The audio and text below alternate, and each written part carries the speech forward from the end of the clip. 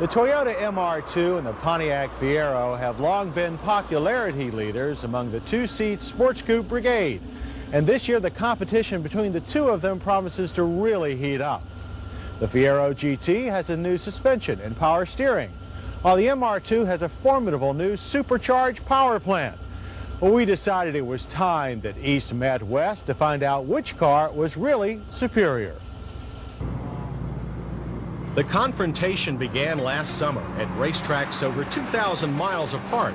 Toyota had leased the fast Portland International Raceway to show off the new speed of its supercharged MR2. Meanwhile, Pontiac was doing much the same thing for the revamped Fiero GT at the twisty Mid-Ohio sports car course.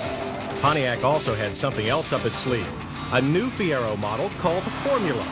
Like their Firebird formula, it put high-performance hardware in bargain model styling. And it was this GT in street clothes Fiero formula that we requested to put up against the supercharged MR2 at a third track, Georgia's Roebling Road Raceway. But first, some basics.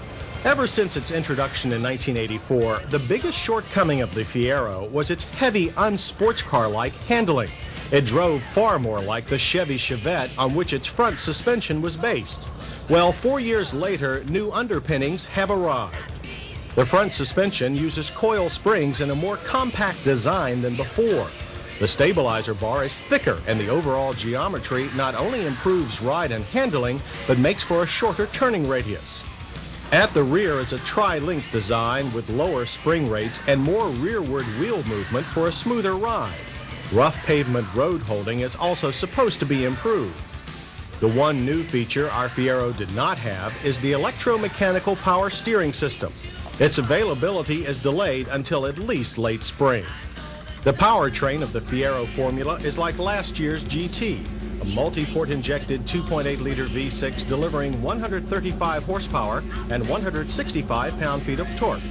Standard on the formula is the GM Getrag 5-speed. It works well, though it is a bit notchy, and the shift lever is too high for smooth operation. Over at the Toyota side of our pits, the MR2 has a 16-valve four-cylinder, the same basic engine that's powered it since 1985. Only now it's the first modern production engine to use a supercharger. It breathes through an air-to-air intercooler, much the way better turbo-powered cars do. All told, this engine produces 30% more power than the standard MR2 engine. Ratings are a healthy 145 horsepower and 140 pound-feet of torque. The standard gear change is also a 5-speed manual. Shifts are crisp with short throws. Since the MR2 weighs 250 pounds less than the Fiero, it should come as no surprise that it is faster. 0 to 60 was a very fast 6.5 seconds on our 30-degree day. Over the quarter mile, we recorded 15.4 seconds and a speed of 90. The supercharged power comes on rapidly without the lag usually associated with turbochargers, and the engine pulls strongly to well past 6,000 RPM. The clutch is light, maybe too light, and fast shifts come easy. But all this power does have its price: noise. There's a lot going on behind your head, and you hear every decibel. By comparison, the Fiero is almost quiet during hard acceleration, and thanks to the broader torque curve of the V6, it's almost as fast. 0 to 60 took 7.5 seconds, and the quarter mile ran 15.7 seconds at 87 miles per hour. Neither the clutch or shifter are as fluid as in the MR2, but they are worlds better than they were 4 years ago. Otherwise, the interior of the plain Jane Fiero is much as before. You sit very low with your legs pretty much straight out in front of you. You step over the parking brake that remains lowered even when engaged.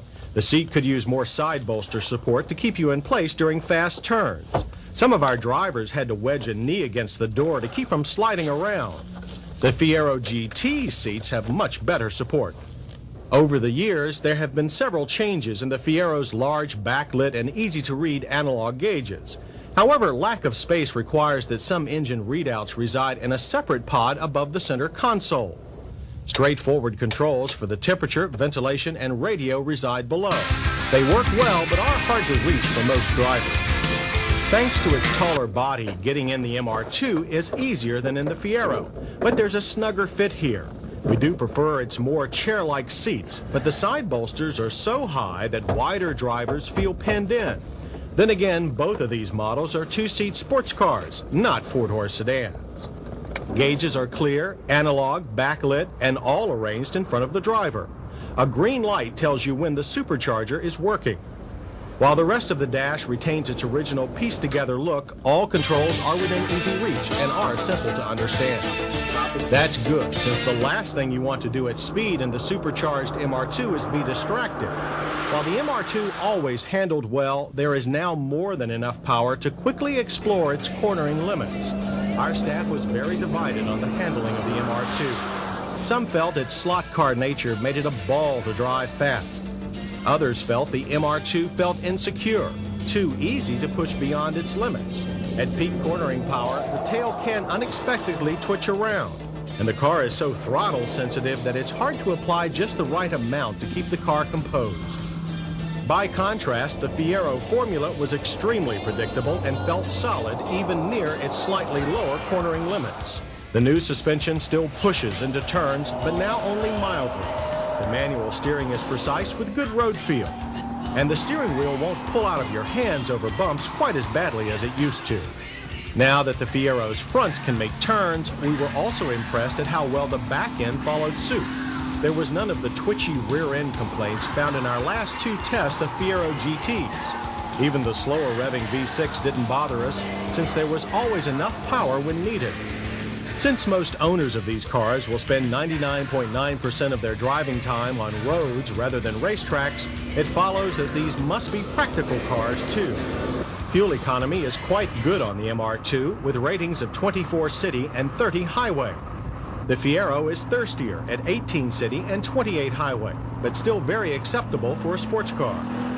With engines in the rear, both use the front bay for components. In the Fiero's case, there is little room for anything besides a few tools or a shaving kit. The rear luggage compartment, however, is deep. It will take a small golf bag, a design requirement, or this flexible-sided luggage. A hanging suit bag will also fit behind the front passenger seat. The MR2 has enough space up front for a briefcase or a soft overnight bag. But while its rear compartment looks as big as the Fiero, it was not quite deep enough for our suitcase. Neither car had a problem with engine heat trying to overheat our luggage. We also did our best to overheat the brakes on these two-seat Sprinters. Both used disc all round. However, those on the MR2 were very touchy in panic stops and would fade fairly rapidly at racetrack speeds. Stops from 55 averaged 126 feet, with some premature locking at the front right wheel. The Fiero's disc brakes were much easier to modulate and suffered from less hard-use fade.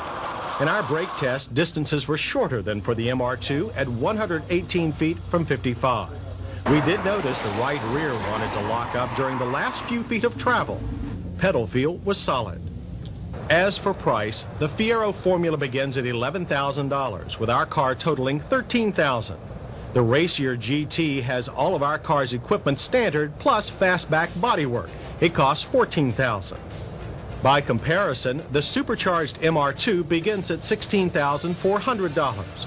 Our car was loaded and tipped the price sheet at just over $19,000. By our figuring, the most expensive Fiero GT you can buy would cost only slightly more than the least expensive supercharged MR2. So, which one is more super than the other, and for whom?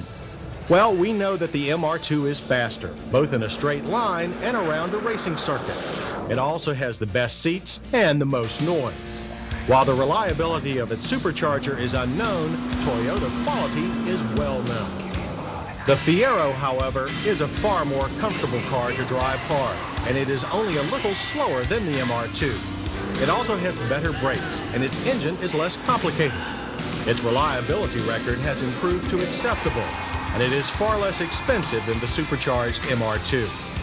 So, while the MR2 now has the power to match its suspension and is generally a thrill to drive, overall we would rather live with the Fiero. And on the racetrack, it allowed us to be less than 100% attentive at all times and still have fun. The only sad part is that it took Pontiac 4 years to get the Fiero right. We hope it's not too late.